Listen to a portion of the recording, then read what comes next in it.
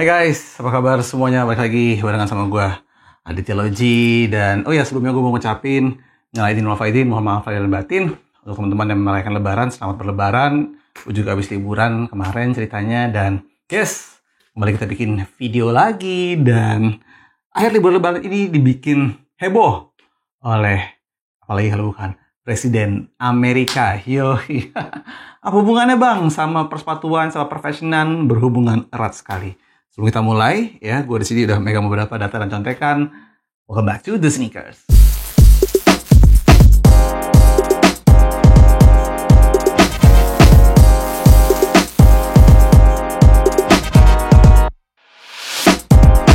Oke, guys, jadi kita lanjut aja ya. Ini emang gila banget sih. Gue lagi liburan-liburan tengah-tengah. Dimana kemarin gue sedikit sekali main sosial media. Tiba-tiba kita semua dihebohkan ya dengan pengumuman Presiden Donald Trump, Presiden Amerika, yang mengumumkan bahwa dia menerapkan tarif impor baru untuk hampir seluruh negara di dunia yang mau masukin barangnya ke Amerika. Itu gila banget sih. Jadi dia mengungkapkannya sebagai this is the liberation day of America.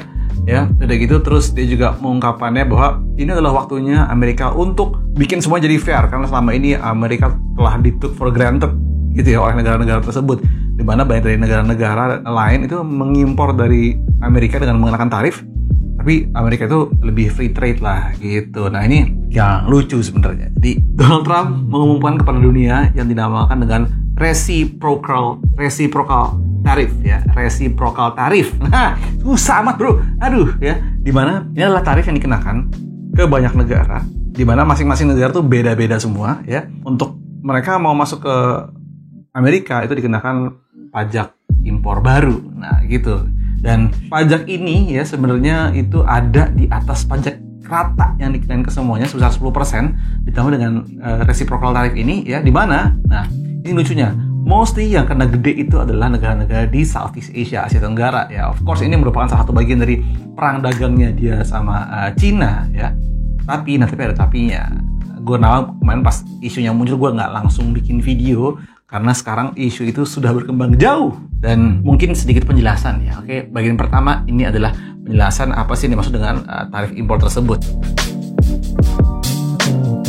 Reciprocal tarif itu ya adalah tambahan pajak yang dikenakan ya untuk barang apapun yang masuk ke Amerika, mau itu bahan baku, mau itu barang jadi, pokoknya selama itu barangnya berasal dari luar Amerika, dia akan masuk dan dikenakan si pajaknya itu gitu. Dia akan masuk dengan dikenakan pajak si reciprocal tarif berdasarkan negara-negara tersebut ya.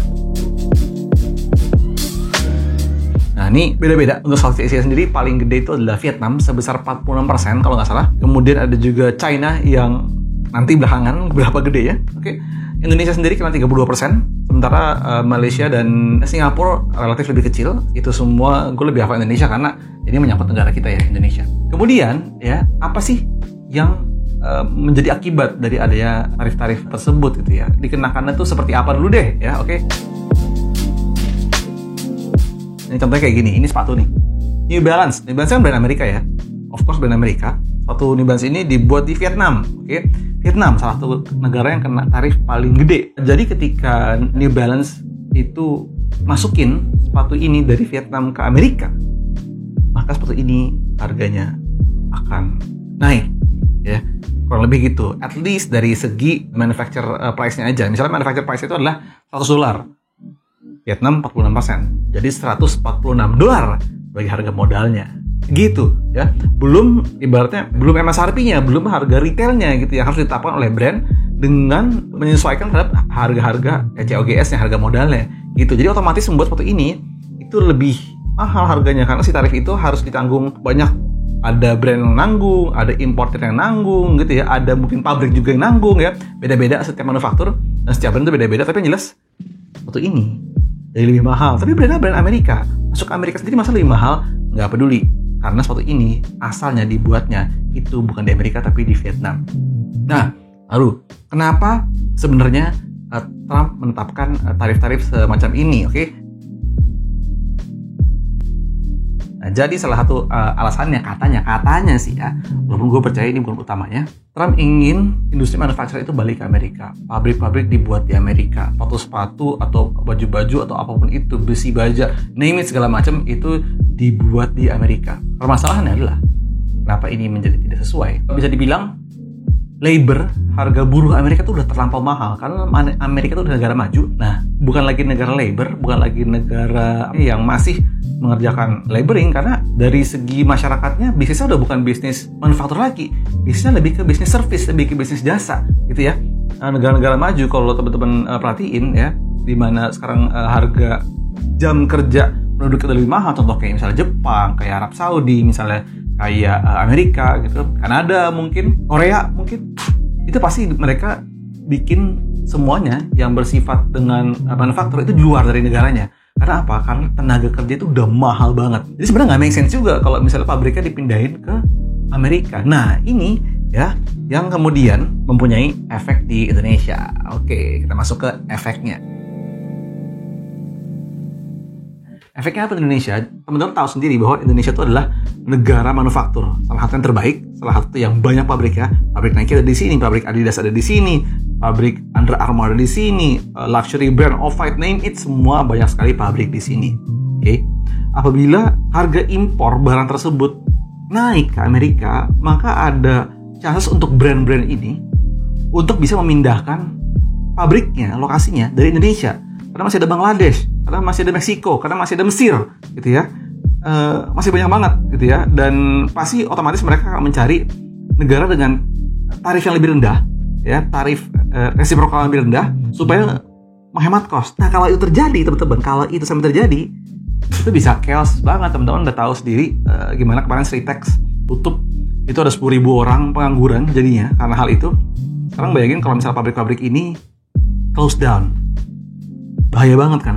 Bahaya banget. Dan tapi itu hanya teori aja, itu belum tentu terjadi ya. Nanti ada penjelasan di akhir, itu belum tentu terjadi. Oke. Yang kedua kemungkinannya adalah karena barang-barang ke Amerika sekarang jadi mahal, susah masuk gitu ya. Negara-negara yang punya barang-barang murah, mungkin seperti Cina, akan mencoba membanjiri negara-negara kayak Indonesia, negara-negara kayak Malaysia ya, kayak Philippines, dengan barang-barang yang mereka nggak bisa masukin ke Amerika. Karena di sini juga ya udah bisa murah aja. Apalagi kemarin Presiden Prabowo baru membuka keran impor ya, yang semudah-mudahnya ya, nggak akan ada tarif, nggak akan ada apapun, nggak akan ada kuota impor, lo impor aja masuk. Agak bahaya sih sebenarnya Pak gitu. Karena apa? Karena brand-brand lokal kita itu akan bersaing dengan barang-barang yang mungkin jauh lebih murah dengan kualitas yang kita nggak tahu gitu.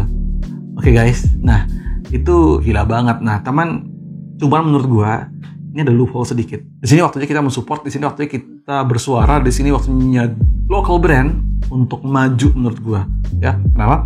Karena menurut gua barang-barang kayak New Balance, kayak Nike, kayak On ya, itu akan mahal harganya. Karena apa? Karena nantinya sepatu-sepatu kayak New Balance made in Vietnam, New Balance made in China itu akan masuk Amerika dengan harga yang lebih mahal. Kemungkinan ya, cost-nya itu akan dibebankan ke harga barang yang menyebabkan harga-harga barang semua, mau dari luxury, mau dari fashion items, mau dari sneakers, itu naik. Jadi akan ada kemungkinan harga barang fashion, sneakers, dan lain-lainnya yang berada di global itu naik gila-gilaan. Di sini juga menjadi kesempatan untuk brand lokal, untuk bisa bersuara, untuk bisa ngomong, untuk bisa menghasilkan brand ya oke, produknya oke ya, tapi kuncinya satu, brandnya nggak boleh ngasal, produknya nggak boleh ngasal, disuarakannya dengan baik dan tepat, dan itulah yang akan nantinya membuat local brand itu lebih sustain. Karena apa? Hari gini guys, barang itu banyak sekali, konsumen itu pun sudah bisa memilih dengan baik dan benar. Kalau sebuah brand nggak ada nyawanya, kalau sebuah brand nggak ada storytellingnya, wah itu kan berat banget. Karena cuma branding lah yang menjaga sustainability dari sebuah brand. Dan disinilah brand lokal harus thriving, harus surviving ya, untuk bisa bersuara dan membuat produknya dengan sangat baik. Gitu guys. Mata akan tertuju ke brand lokal. Kalau misalnya yang terjadi adalah barang-barang mahal, branding pun juga akan membuat brand lokal lebih mencuat. Kalau misalnya skenario terjadi adalah Indonesia dibanjiri oleh barang-barang murah yang nggak bisa dijual ke Amerika. Gitu. Ya. Apakah seberefek itu untuk industri manufaktur? Jelas, 50% dari pabrik-pabrik garment, manufaktur, kayu, ya. Presiden Prabowo udah menjelaskan, atau government udah menjelaskan bahwa yang terefek banget itu ya, pun juga dari harian Kompas, salah satunya adalah industri alas kaki dan tekstil. Itu dua yang akan kena damage-nya karena banyak sekali ngimpornya ke Amerika. Karena Amerika sendiri adalah global market paling gede, kedua setelah Cina. Nomor 1 Cina, nomor 2 Amerika, ya. Lo bayangin aja, kalau yang nomor 2-nya ini aja goyang atau hilang, ya, ini agak berat. Bukan gue bilang nantinya akan susah sama sekali, enggak, tapi akan agak berat. Face it, that's the reality. Gitu. Oke guys, that's why ide menjadi independen, ide menjadi bisa berdiri dengan kaki sendiri, itu menjadi utama sekarang. Dan cukup menakutkan, cukup nggak jelas. Kita nggak tahu ke depannya seperti apa gitu ya. And we'll see kayak gimana nantinya. Gue pengen banget brand-brand lokal itu besar di sini. Kanki misalnya, Kompas misalnya, ada Phoenix tuh ya, brand-brand ada di depan gue nih yang gue belum sempat untuk review. Karena ya that's the way we can survive gitu. Bahwa dengan adanya brand lokal yang gede banget di tanah air sendiri, itu menghidupkan kita. Kenapa kita menghidupkan kita? Karena uangnya akan muter di dalam aja, nggak aja sih. Intinya tuh ekonominya akan muter kalau kita nge-support brand lokal. Tapi jangan salah, brand lokalnya pun juga harus layak dicintai. Jangan mentang-mentang mencari support terus kayak, weh, harus beli brand lokal. Nggak, lo nya juga harus berani membuat sesuatu yang bagus untuk layak dicintai. Gitu guys. Nah lanjut, tapi ada tapi yang terakhir. Ini perkembangan terbaru hari ini. Hari ini tuh tanggal berapa? 10 April. Donald Trump baru aja mengumumkan semua tarifnya ditunda 90 hari kecuali Cina. Jadi ini semua adalah tentang perang dagang dengan Cina, di mana Cina dikenai tarif sebesar 125%. Guys, negara lain di halt, tapi basic tarifnya yang 10% tetap jalan. Cina kena 125%, di mana Cina udah ngebales juga dengan tarif yang begitu besar. Jadi most likely ini adalah perang ego atau perang dagang di antara keduanya. Gitu. Ya, we'll see. Ini akan kemana? Teorinya banyak banget yang terbang. Katanya ini cuma akal-akalan Donald Trump aja untuk quote-unquote memperkaya teman-teman bilionernya. Karena kemarin pas diumumin tarif, market langsung crash. Ya, mungkin di situ teman-teman yang masuk chip in ke dalam pasar bursa saham.